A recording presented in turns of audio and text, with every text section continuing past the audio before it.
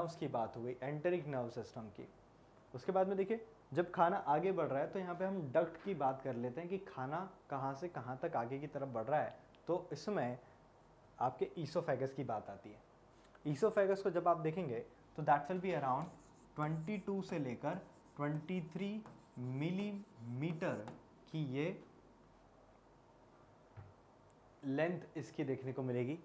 इसका जो 1/3 पार्ट है, इसका जो 1/3 पार्ट है वो आपको कैसा देखने को मिलेगा, वो ऑटोनॉमिक काम करेगा, मतलब वहाँ पे ऐसे मसल्स प्रेजेंट होंगे जो कि पूरी तरह से अपने आप काम करने वाले हैं, है ना। And finally it will be able to open into the stomach part, जहाँ पर सारा खाना जो है वो आपके स्टमक को हैंड ओवर कर दिया जाएगा। तो ईसोफेगस क्या है, थिन लॉन्ग सिंपल यूनिफॉर्म, जो कि कहाँ पे नीचे की तरफ जा रहा है आपके पेट की तरफ, है ना। डायफ्राम से नीचे की तरफ जाते हुए फाइनली वो ओपन होता है आपके स्टमक वाले पार्ट में। उसके अंदर क्या नहीं है, उसके अंदर सेरोसा नहीं है ना, लेकिन यहाँ पे ट्यूनिका एडवेंटिशिया प्रेजेंट होता है। क्या नहीं है, यहाँ पर सेरोसा प्रेजेंट नहीं होता। ये देखिए एपिग्लॉटिस वाला पार्ट जो कि आपके फूड पाइप को कवर करेगा, है ना, और वोकल कॉर्ड की जो ओपनिंग जो है that is known as glottis part. Vocal cord की ओपनिंग जो है वो यहाँ पे ग्लॉटिस कहलाया, और इसको कवर करने वाला कौन है, यहाँ पर एपिग्लॉटिस उसके लिए रिस्पॉन्सिबल होगा। फिर दो अपर्चर हमको यहाँ पे आपके ओरल फेरिंग्स में हमको देखने को मिलते हैं, है ना। उसमें सबसे पहला जो है वेंट्रल वाला जो है वो है that is known as glottis. ये लैरिंग्स के ऊपर की ओपनिंग है ना। इसकी कवरिंग जो है, इसको ध्यान रखने वाला इसका जो गार्ड है दैट इज एपिग्लॉटिस। और ये जो एपिग्लॉटिस है वो बना है कार्टिलेज का, कार्टिलेजस फ्लैप आप उसको बोल सकते हो। और वो किसके ऊपर प्रेजेंट है, वो फूड पाइप के ऊपर प्रेजेंट है। खाने को किसकी तरफ ट्रांसफर करता है, वो ईसोफेगस की तरफ वो फॉरवर्ड करेगा। ईसोफेगस के पास में वो खाने को पहुंचा देगा। और डॉर्सल अपर्चर, है ना, मतलब फूड पाइप का जो ओपनिंग है वो क्या कहलाया, वो गलिट यहाँ पर कहलाया, है ना। ग्लॉटिस किसका अपर्चर है, आपके विंड पाइप का, और गलिट जो है वो ईसोफेगस का। फिर उसके बाद में पेरिस्टाल्सिस हमको वहाँ पर देखने को मिला। It will be able to show the rhythmic contraction और रिलैक्सेशन। उसके बाद में खाना जो है वो यहाँ पर ईसोफेगल इंस्फिक्टर जो है, या फिर आप जहाँ पे ईसोफेगस और स्टमक का जंक्शन है उस पार्ट को हम लोगों ने बोला है gastro oesophageal junction. Gastro oesophageal junction हम लोगों ने उस पार्ट को बोला।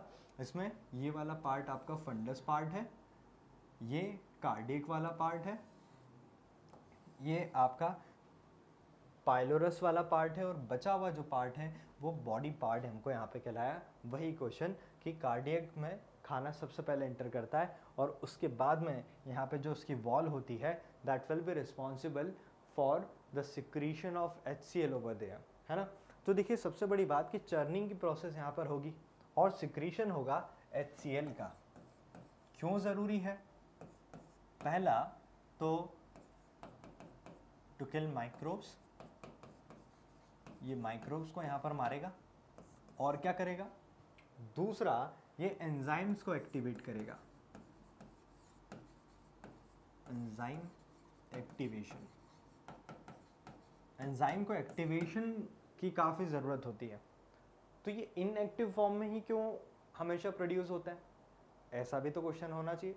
ये इनएक्टिव फॉर्म में इसलिए प्रोड्यूस होते हैं कि अगर एक्टिव फॉर्म में प्रोड्यूस हुए तो ये उसी पार्ट को डाइजेस्ट कर लेगा जहाँ से वो प्रोड्यूस होने वाला है।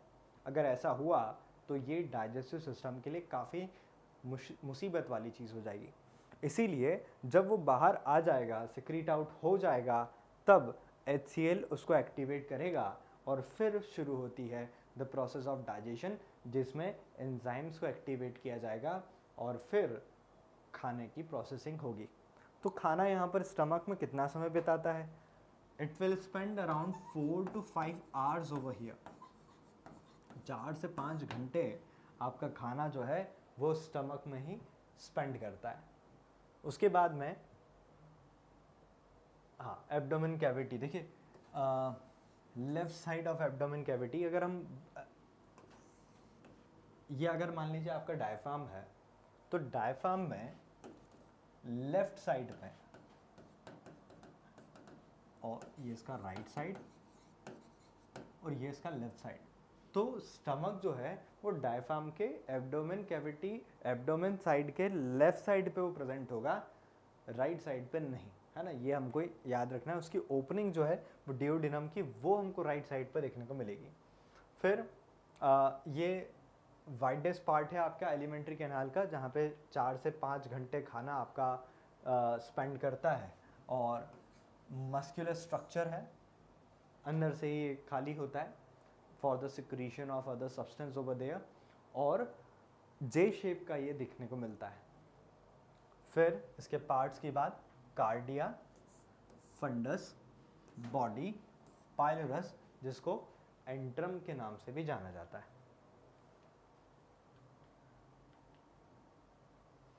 ये सारे पार्ट्स हो गए, यही मैंने आपको बताया था। पाइलोरस, जहाँ से खाना आगे की तरफ पुश आउट किया जाएगा। 2 स्फिंक्टर हमको यहाँ पर देखने को मिलेंगे, एक स्फिंक्टर आपको यहाँ पर देखने को मिलेगा, है ना, और इसको आप कार्डिया स्फिंक्टर भी बोल सकते हैं। और यहाँ पे जो स्फिंक्टर होगा, ये क्योंकि पाइलोरस से ओपन होता है, so that can be known as pyloric sphincter, है ना। और यहाँ पे दूसरा स्फिंक्टर, ऐसे 2 स्फिंक्टर हुए ताकि खाना वापस भी ना चला जाए और इधर से वापस बैक भी ना आ जाए। ये इसके 4 पार्ट्स। उसके बाद में जो इसकी 2 ओपनिंग है, उन दोनों ओपनिंग को हम लोगों ने ओरिफेसेस बोला। इन दोनों ओपनिंग को क्या बोला? ओपनिंग नंबर 1 और ओपनिंग नंबर 2 कहलाई ओरिफेसेस, है ना। ये दोनों ओपनिंग्स हो गई। कार्डिया जो है वो लोअर एंड से कनेक्ट करता है ईसोफेगस को, ईसोफेगस के लोअर एंड से इसको कनेक्ट करता है। इसीलिए मैंने आपको बताया था कि खाना ईसोफेगस से सीधे आपके कार्डिया में पहुंचा। पाइलोरिक ओरिफेस जो है वो ड्यूडेनम में ओपन होता है, वो ड्यूडेनम वाले पार्ट में ओपन हो जाएगा, और यहाँ पर ये जो आपका पेरिटोनियम वाला पार्ट है that will be covered over there, उस लेयर उसको कवर करके रखेगी। तो खाना मैंने आपको बताया कि 4 से 5 घंटे यहाँ पर स्पेंड करेगा। फूड पूरी तरह से यहाँ पर मिक्स होगा। देखिए एक और चीज़ जो मुझे काइम से याद आया कि यहाँ तो स्टमक के अंदर the process of churning is going on, है ना। तो जो खाना आपके ड्यूडेनम में एंटर करेगा, जो खाना food which enters into duodenum, वो क्या कहलाया? काइम कहलाया, है ना। और जो खाना आपने मैस्टिकेट किया था, जो प्रोसेस ऑफ मैस्टिकेशन, जहाँ पर ग्राइंडिंग हुई, सलाइवा का मिक्सिंग हुआ और फिर उसको आपके ईसोफेगस की तरफ पहुँचाया गया, तो वो जो खाना था उसको बोलस बोला जाता है। It will be known as bolus. Chyme किसको? चर्निंग की प्रोसेस, जहाँ पे सारा खाना अच्छे से मिक्स हो गया है, मस्कुलर वॉल के मूवमेंट के कारण चर्निंग वहाँ पर आपके पेट में हुई, एसिडिक या फिर बोले जो गैस्ट्रिक जूस वहाँ पे प्रोड्यूस हुआ था, अच्छी तरह से उस खाने के साथ में जब मिक्स हो जाता है तब ये आगे बढ़ता है। उसके बाद में देखिए HCl ने करीबन 1.8 pH वाला एसिडिक मीडियम यहाँ पे मेंटेन किया है, जिसकी मदद से वहाँ पे पेप्सिन का एक्टिवेशन हो पाया और पेप्सिन बाकी का काम कर पाया। लेकिन छोटे बच्चों में रेनिन हमको देखने को मिलेगा। रेनिन क्या करेगा? ये भी गैस्ट्रिक जूस में बच्चों के देखने को मिलता है, इन्फेंट्स में हमको देखने को मिलता है, जो कि उनको मिल्क के डाइजेशन के लिए काफ़ी हेल्पफुल साबित होता है ना। म्यूकस वहाँ भी होगा। तो गैस्ट्रिक ग्लैंड्स क्या है? तो गैस्ट्रिक ग्लैंड्स या फिर बोलें कि जो अभी मैंने आपको बताया था कि HCl क्या करता है, HCl जाइमोजन का एक्टिवेशन करता है। जाइमोजन का एक्टिवेशन करता है। जाइमोजन क्या है, जो भी सेल्स वहाँ पर है ना, पेप्टिक सेल्स जो वहाँ पर है, तो जाइमोजन जो भी गैस्ट्रिक जूस में वहाँ पे चीज़ें प्रोड्यूस होने वाली है उनको, उनका सिक्रीशन यहाँ पे गैस्ट्रिक ग्लैंड से होता है और उसको एक्टिवेशन आपका HCl अपना pH वहाँ पर मेंटेन करके कर पाता है। गैस्ट्रिक जूस जो कि क्या क्या थे, जाइमोजन हम लोगों ने उसको बोला है, इसको प्रो एंजाइम्स भी बोल सकते हैं, जाइमोजन्स बोल सकते हैं। कौन यहाँ पे होगा, पेप्सिनोजन और प्रोरेनिन, है ना। प्रोरेनिन बच्चों की बात अभी जो मैंने बताई रेनिन के बाद, और पेप्सिनोजन जो कि आगे चल के कन्वर्ट होगा किसमें, पेप्सिन में,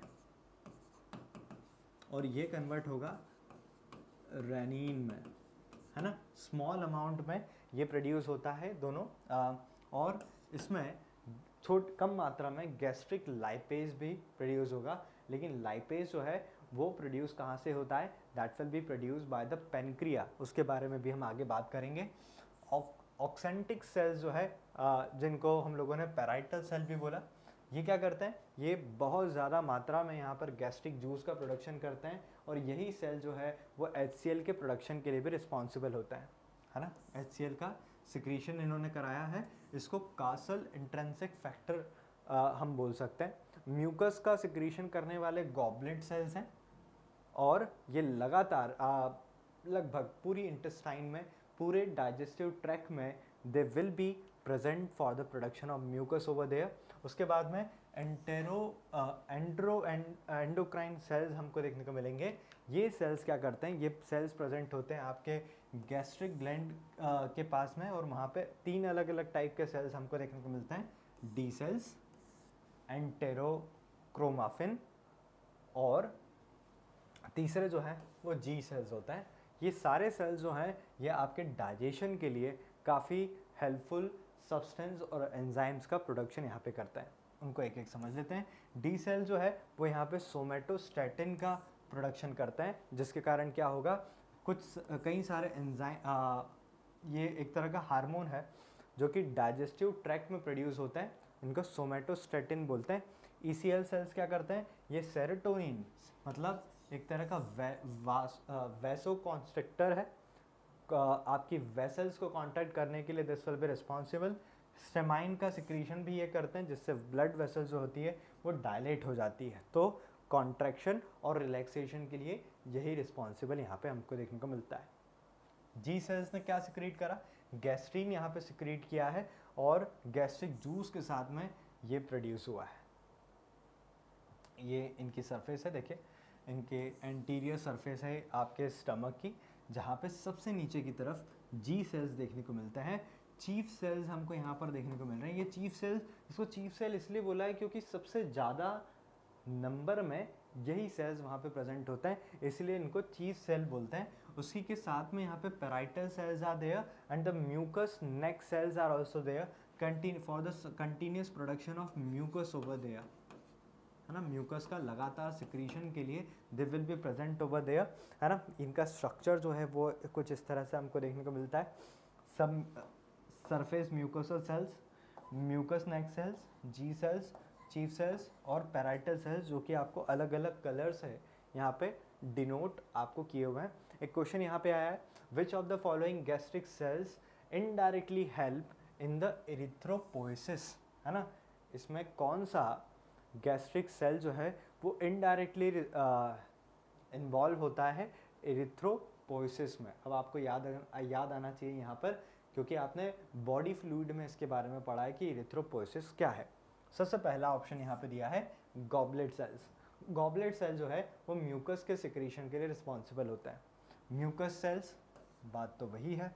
चीफ सेल्स अभी हमने देखे थे, जो कि आपके स्टमक में यहाँ पे प्रेजेंट होता है, और पैराइटल सेल्स, तो सही आंसर इसका होना चाहिए पैराइटल सेल्स, जो कि यहाँ पे क्या करते हैं, HCl का प्रोडक्शन करता है, इंट्रिंसिक फैक्टर का यहाँ पे सिक्रीशन करते हैं। और HCl क्या करता है, ये फेरिक को, देखिए होता क्या है कि HCl जब प्रोड्यूस हुआ तो इसने ना केवल पेप्सिनोजन को पेप्सिन में कन्वर्ट किया, लेकिन जो आप Fe3+ मतलब फेरिक जो आप खाते हैं, मतलब आयरन जो आप खाते हैं, वो आपकी बॉडी ठीक तरह से यूटिलाइज नहीं कर पाती है, इसीलिए इसको कन्वर्ट किया जाता है HCl की मदद से Fe2+, मतलब फेरस में इसको कन्वर्ट किया जाता है। और ये फेरस जो है वो फेरस आपकी बॉडी काफ़ी आराम से इस्तेमाल कर सकती है। और इसी के कारण क्या है, हीमोग्लोबिन जो सेल्स हैं, है ना, वो मैच्योर होते हैं। वो सेल्स यहाँ पर हीमोग्लोबिन सेल्स हीमोग्लोबिन जो है वो यहाँ पर मैच्योर हो पाता है। और हीमोग्लोबिन प्रेजेंट कहाँ पे होता है, हीमोग्लोबिन जो है वो प्रेजेंट है आपके आरबीसी के अंदर। अगर ये HCl प्रोड्यूस ना होता तो फेरस में कन्वर्ट नहीं हो पाता। जब ये कन्वर्ट नहीं हो पाता तो आपका हीमोग्लोबिन मैच्योर नहीं हो पाता। अगर वो मैच्योर नहीं हो पाता, ठीक से प्रोड्यूस नहीं हो पाता, तो आपके आरबीसी क्या होते हैं, ये श्रिंक हो जाते हैं।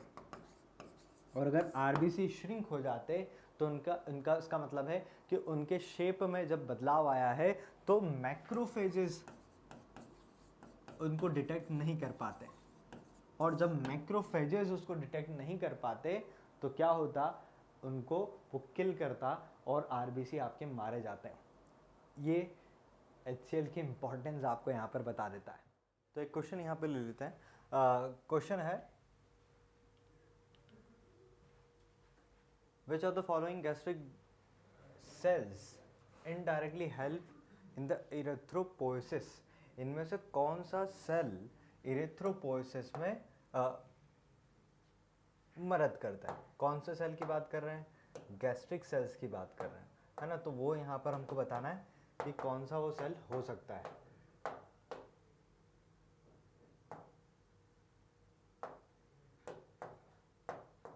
तो ऑप्शंस है, सबसे पहला गॉबलेट सेल्स, दूसरा ऑप्शन यहाँ पे दिया है म्यूकस सेल्स, तीसरा ऑप्शन है चीफ सेल्स, और चौथा ऑप्शन यहाँ पे दिया है पैराइटल सेल्स। तो क्वेश्चन में पूछा है कि गैस्ट्रिक सेल्स में इनडायरेक्टली कौन इरिथ्रोपोइसिस में मदद करता है, that we will have to find. तो गॉबलेट सेल्स किसके लिए रिस्पॉन्सिबल होता है? They will be responsible for the production of mucus, है ना। म्यूकस यहाँ भी दिया हुआ है। पैराइटल HCl का प्रोडक्शन करते हैं। तो चीफ सेल क्या करते होंगे, है ना। तो पैराइटल सेल जो है that will be the correct answer for this, है ना।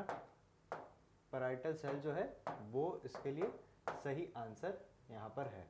अगला क्वेश्चन यहाँ पे देखें, एक और क्वेश्चन ले लेते हैं। अगला क्वेश्चन फिर हमको यहाँ पर दिया हुआ है।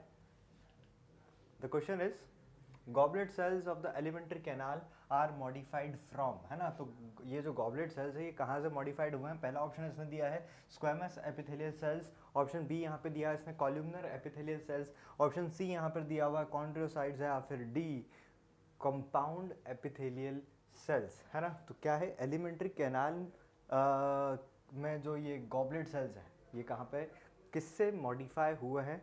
तो ये कॉलम्नर से। तो देखिए एक मिनट, ऑप्शन पहला क्या है, स्क्वैमस एपिथेलियल सेल्स, है ना। किसको देख रहे हैं हम? Goblet cells of alimentary canal modified from squamous epithelial cells, columnar epithelial cells, chondrocytes, या फिर कंपाउंड एपिथेलियल सेल्स। तो करेक्ट आंसर जो है that will be option B, क्योंकि गॉबलेट सेल्स हैं जो आपके एलिमेंट्री कैनाल के, ये मॉडिफाइड हुए हैं कहाँ से? कॉलम्नर एपिथेलियल सेल्स से, है ना। तभी तो they are having this kind of capability to produce these kind of substance over there, है ना। उसके बाद में देखिए आगे एक और क्वेश्चन यहाँ पर हमारे लिए है। क्वेश्चन है identify the cells whose secretion protect the lining of gastrointestinal tract। किसकी लाइनिंग को? gastrointestinal tract की from various enzyme, अलग अलग एंजाइम से बचाने वाला कौन होगा? अब ये आंसर तो आपको आया होगा। ऑप्शन ए यहाँ पे दिया है चीफ सेल, ऑप्शन बी दिया है गॉबलेट सेल, ऑप्शन सी दिया है ऑक्सेंटिक सेल, और ऑप्शन डी यहाँ पे दिया है डियोडिनल सेल। तो करेक्ट आंसर होना चाहिए ऑप्शन बी, क्योंकि ये म्यूकस का सिक्रीशन करता है ना। बाइकार्बोनेट इसमें प्रेजेंट होता है।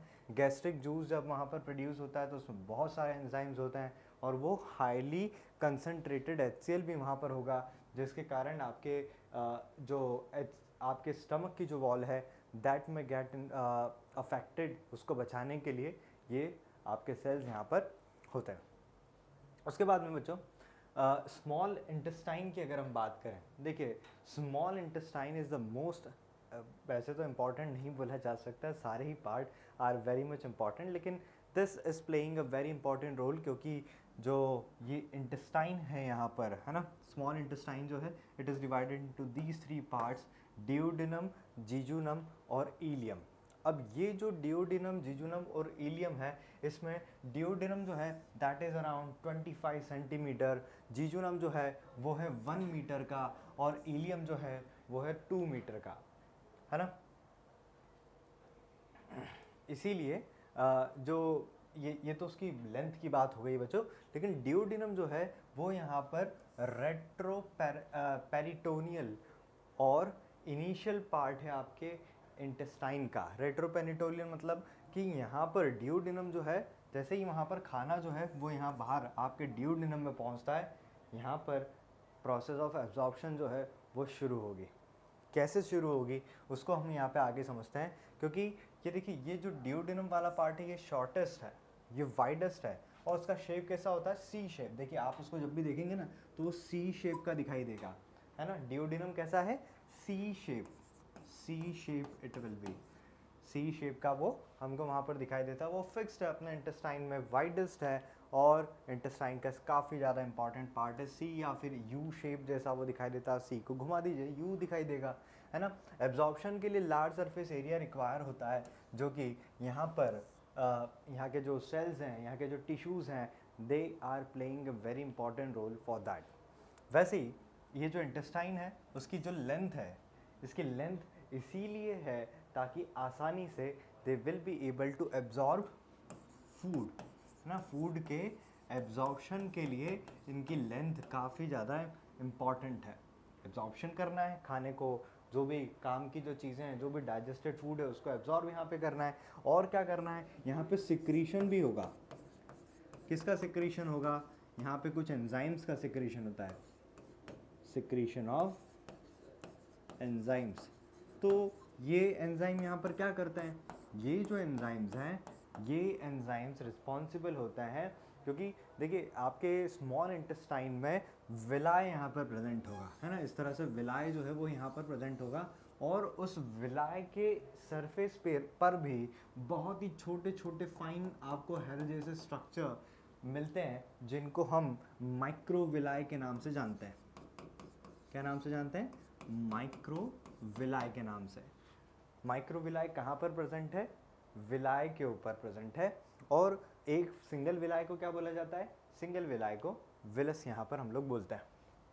तो ये जो अगर आप इस इंटेस्टाइन के अंदर आप देखोगे, so what kind of thing you will be able to see, तो यहाँ पर कुछ हमको फोल्ड्स दिखाई देते हैं, है ना। ऐसा आपको कुछ जैसे कपड़ा नहीं इकट्ठा कर देते हैं, that kind of folds you will be able to see, और ये म्यूकोसा के फोल्ड्स हैं।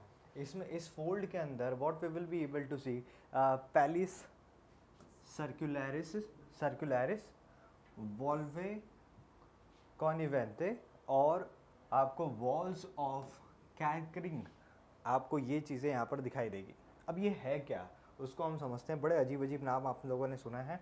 तो ये सबसे पहला इसमें पैलिस सर्कुलरिस, है ना, ये है क्या, तो ये सर्कुलर स्ट्रक्चर यहाँ पर बनाता है। आपके विलाय जो है ना, वैसे ही वो उसके स्ट्रक्चर ये यहाँ पर बनाता है। ये आपको फोल्ड यहाँ पर दिखाई दे रहे हैं, और इसमें ये जो आपको एक फिंगर जैसा स्ट्रक्चर दिखाई देता है, यही तो आपका विलाय है, जहाँ से the process of you can say absorption यहाँ पे कंप्लीट होता है। लेकिन इस तरह से फोल्ड बना देने से क्या फ़ायदा था, फोल्ड बनाने से ये फ़ायदा था, देखिए किसी भी रोड पे आप जा रहे हैं, है ना, स्पीड ब्रेकर वहाँ पे आता है, तो स्पीड ब्रेकर आने से क्या हो जाता है, आपकी जो स्पीड है वो स्लो हो जाती है। आप 120 पे चल रहे होंगे तो आपकी स्पीड जो है वो फिर से 20 या 30 की स्पीड पे आ जाती है। वैसे ही जो खाना यहाँ से मूव होता हुआ आता है वो भी यहाँ पे स्लो डाउन हो जाता है, क्योंकि यहाँ पे इस तरह के फोल्ड है। और इन फोल्ड्स की खासियत ये होती है, they will be able to absorb the water, है ना, खाना वहाँ पे पानी जो है, जो भी काम की चीज़ें जो हैं, they will be able to absorb from it. तो ये इनका यहाँ पे रोल होता है। ये तो हमने पहले से की बात यहाँ पे करी है। उसके बाद में आपके वॉल्वुले की बात अगर करें, तो इसमें कहाँ पर आपको देखने को मिलेगा, ये भी आपको आपके विलाय के ऊपर देखने को मिलेगा। ये जो साइड वाला जो एरिया दिखाई देता है ना, सर्कुलर फोल्ड्स यहाँ पे जो दिखाई देते हैं, they will be known as valves of Kerckring, है ना। ये भी they will also be responsible to do the same process over there for the absorption।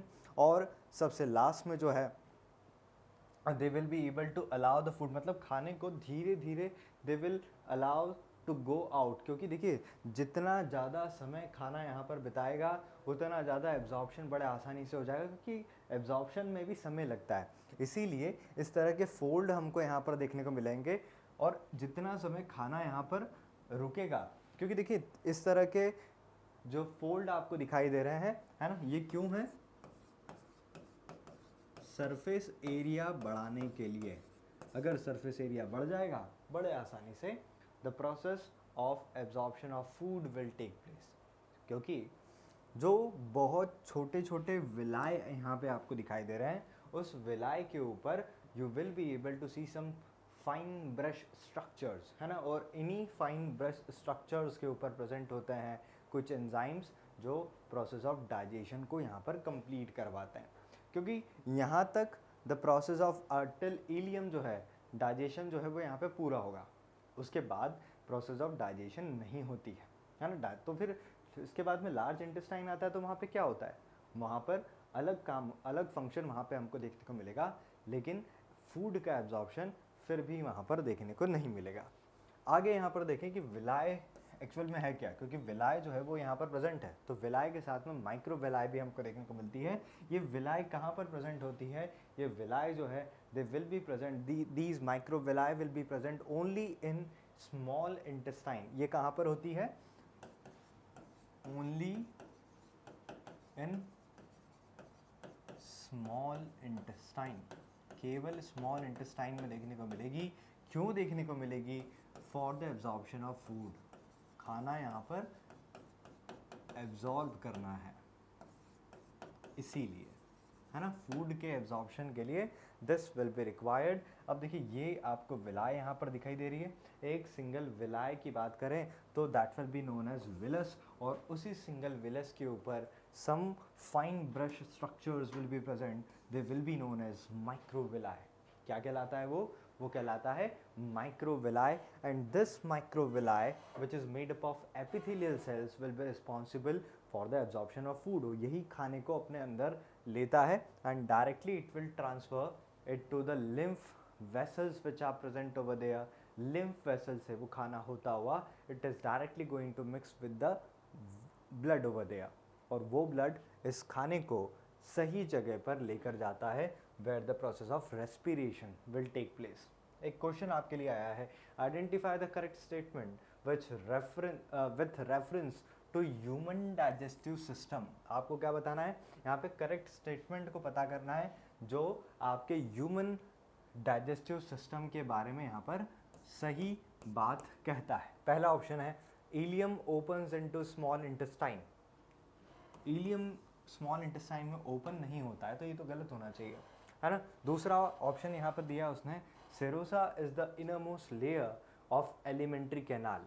Serosa innermost layer तो नहीं है। Ileum is highly coiled part. Ileum जो है वो हाईली कॉइल्ड पार्ट है, हाँ ये हो सकता है। ऑप्शन डी यहाँ पे बोला है vermiform appendix arises from duodenum, जो कि बिल्कुल नहीं है। तो सही आंसर अब आपको पता है ऑप्शन सी यहाँ पर है, क्योंकि इलियम जो है वो हाईली कॉइल्ड स्ट्रक्चर है। अगर इलियम हाईली कॉइल्ड स्ट्रक्चर है बच्चों, तो इंटेस्टाइन को जब हमने बोला, देखो इंटेस्टाइन को जब भी आप देखते हो इंटेस्टाइन कैसी दिखाई देगी, इसको हम यहाँ पे समझते हैं, इसको चेंज करते हैं और फिर देखें ये कैसे काम करेगा। देखिए ये यहाँ पर ये लार्ज इंटेस्टाइन हुई,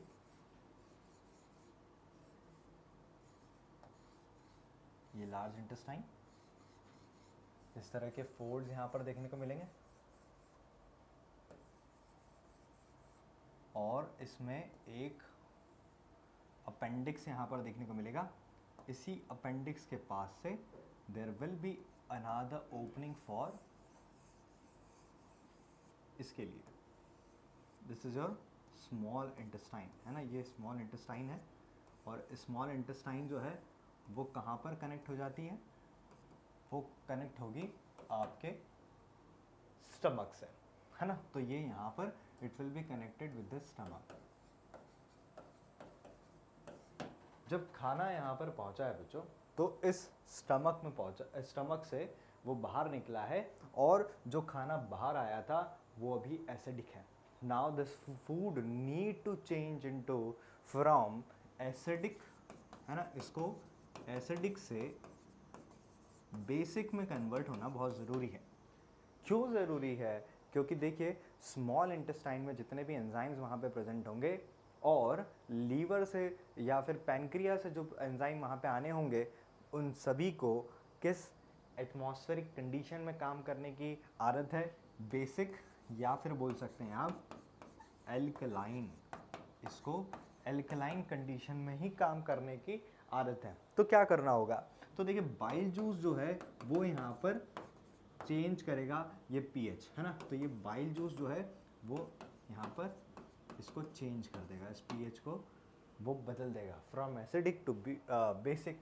अब खाना जो है आपके यहाँ पर आया, 3 अलग अलग पार्ट आपके स्मॉल इंटेस्टाइन में है, डियोडिनम, जिजुनम और इलियम। तो अगर इसमें पूछा जाए कि सबसे ज़्यादा एब्जॉर्प्शन आपको कहाँ पर देखने को मिलेगा, तो वो आपको जिजुनम में देखने को मिलेगा। कहाँ तक एब्जॉर्प्शन होगा, है ना, तो या फिर कहें सबसे ज़्यादा डाइजेशन कहाँ पर देखने को मिलेगा, तो वो आपके सी स्ट्रक्चर शेप वाला पार्ट जिसको डियोडिनम बोलते हैं, ये वहाँ पर कंप्लीट होगा, है ना। फिर इसमें आगे बढ़ते हैं और लार्ज इंटेस्टाइन की बात यहाँ पे समझते हैं कि लार्ज इंटेस्टाइन एक्चुअल में है क्या। तो देखिए लार्ज इंटेस्टाइन को आप जब भी देखेंगे तो 4 अलग अलग पार्ट्स यहाँ पे देखेंगे। यहाँ पे कोई भी प्रोसेस ऑफ एब्जॉर्प्शन नहीं होती है, no absorption will take place over here, no absorption of food. अगर खाना यहाँ पे एब्जॉर्ब हो जाता, लार्ज इंटेस्टाइन में अगर खाना एब्जॉर्ब हो जाता तो क्या होता? देखिए अगर ऐसा होता तो यहाँ पे माइक्रोब्स बहुत सारे हैं, है ना। यहाँ पर नॉर्मल फ्लोरा बहुत ज़्यादा है, नॉर्मल फ्लोरा इज प्रेजेंट, और केवल नॉर्मल फ्लोरा नहीं, है ना, with some other bacteria and microbes also, वो भी यहाँ पर प्रेजेंट होंगे। तो ये सब काम कैसे करता है? ये लार्ज इंटेस्टाइन है क्यों?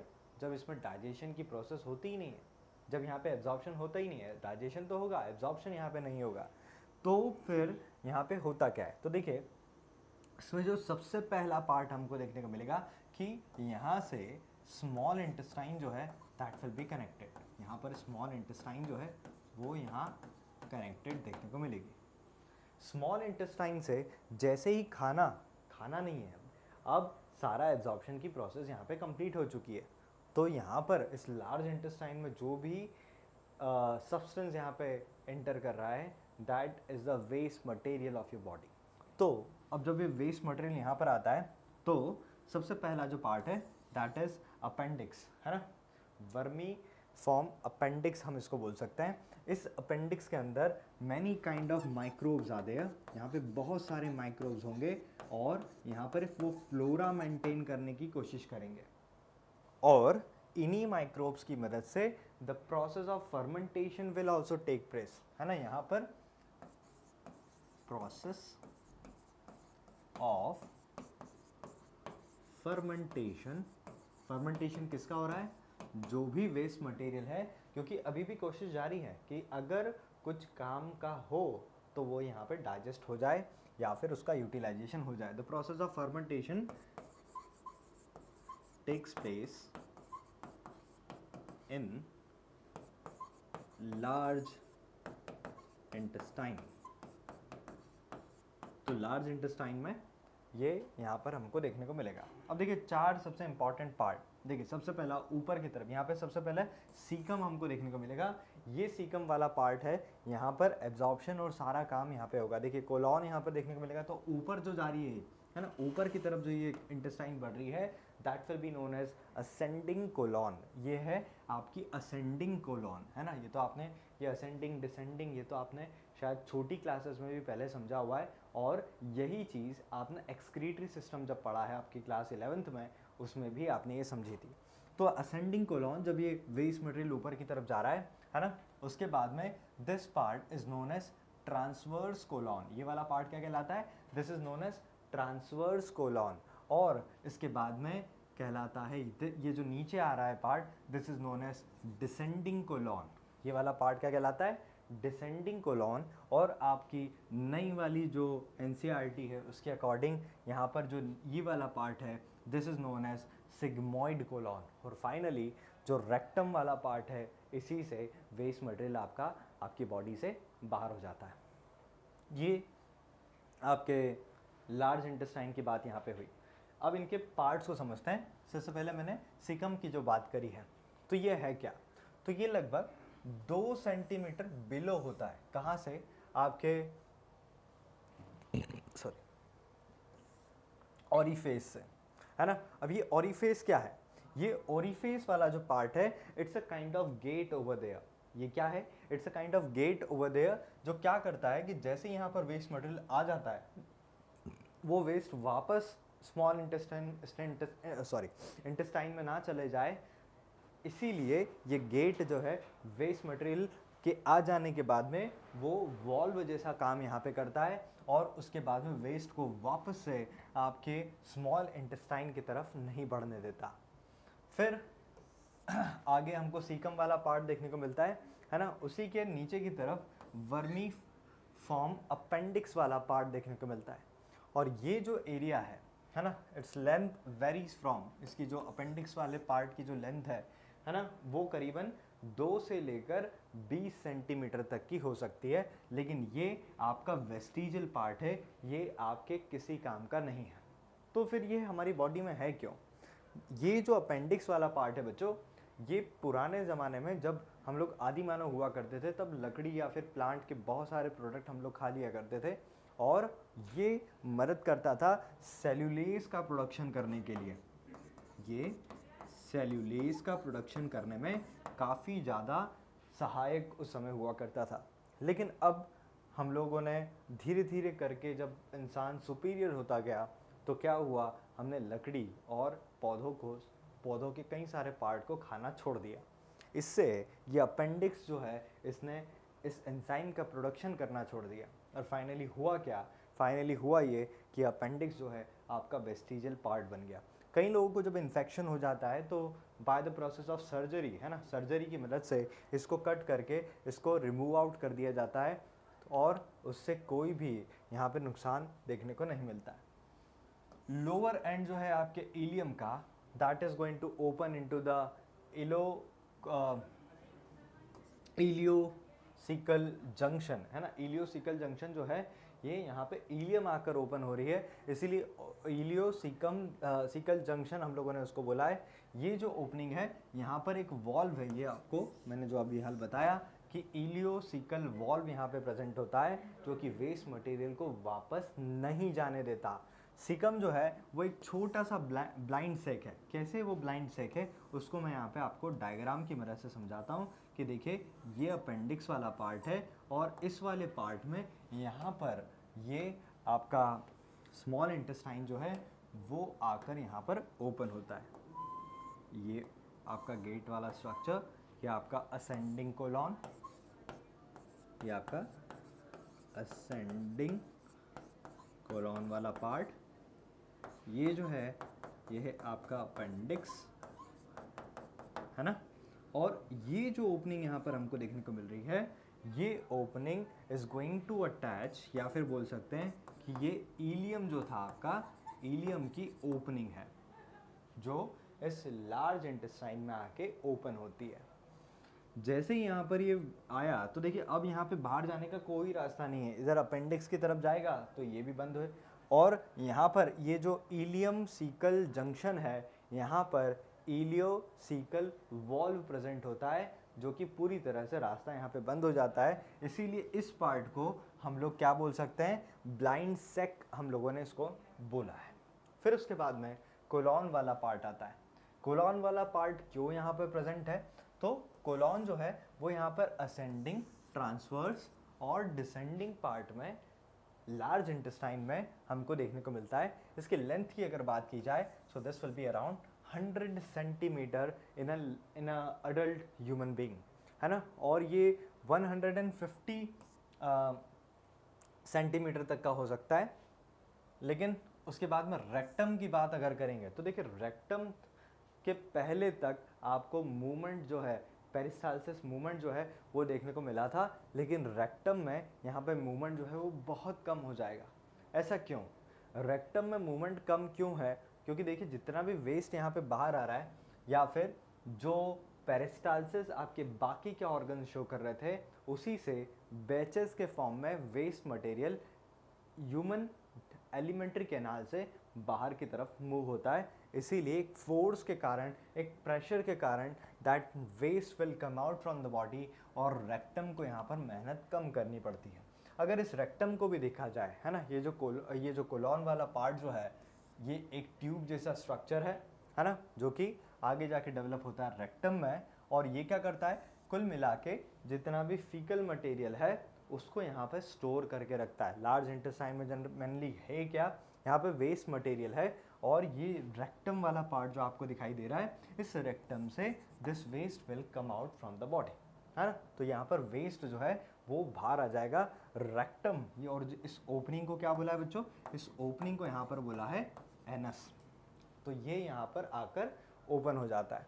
फिर उसके बाद क्या होता है, तो रेक्टम जो है वो यहाँ पर एक बैग लाइक स्ट्रक्चर बनाता है, जिसको हम लोग बोलते हैं एनल कैनाल।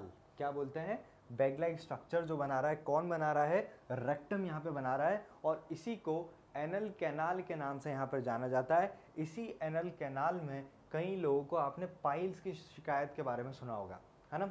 तो यहाँ पर होता क्या है कि जो यहाँ पर वेसल्स प्रेजेंट होती है, वो उन वेसल्स में एक प्रेशर के कारण, एक प्रेशर, कई बार लोग प्रेशर लगाते हैं, पानी कम पीते हैं, प्रेशर ज़्यादा लगाते हैं, तो उसके कारण क्या होता है कि यहाँ पर ये जो पार्ट है उसमें थोड़ा सा हाई प्रेशर होने के कारण वहाँ पे फूल जाता है वो पार्ट, और जो कि क्या कहलाता है, that will be known as piles. इसको हिमोरॉइड्स के नाम से भी जाना जाता है।